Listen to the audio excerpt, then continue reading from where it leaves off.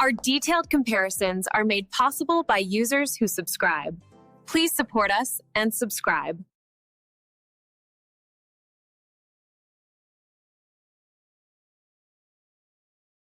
Stuck between the Nikon 18-140mm and the Nikon 16-50mm?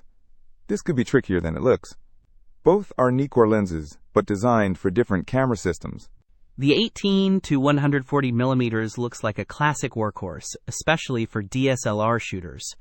But at 1.3 pounds, is it too bulky for everyday carry? Not necessarily. Think about the versatility. You get an 18-140mm focal range covering wide-angle to telephoto. Plus, the vibration reduction VR gives you 4 stops of stabilization.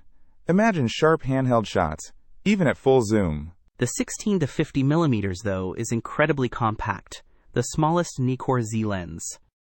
So how much are we sacrificing in zoom range and overall image quality for that portability and that sleek silver finish? Let's dive in and see what these lenses are really capable of, and which one deserves a spot in your camera bag. Okay, the 18-140mm almost 8x zoom range is a huge selling point. You're talking about a single lens for landscapes, portraits, even some wildlife.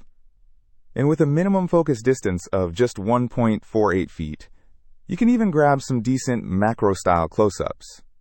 True, but the 16-50mm shines with its near-silent autofocus, powered by a stepping motor. That's a huge advantage for video shooters.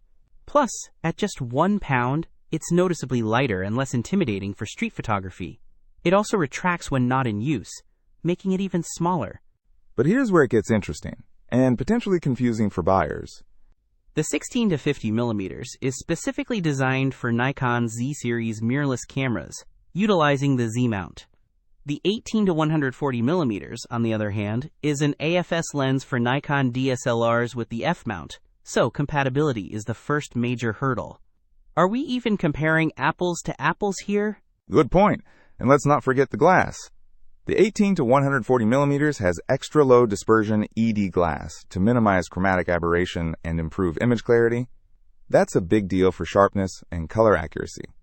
True, but the 16-50mm has an assignable control ring, which lets you quickly adjust aperture, ISO, or exposure compensation without diving into menus.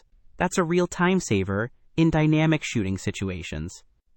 So it really comes down to your camera system, your budget, and your shooting style.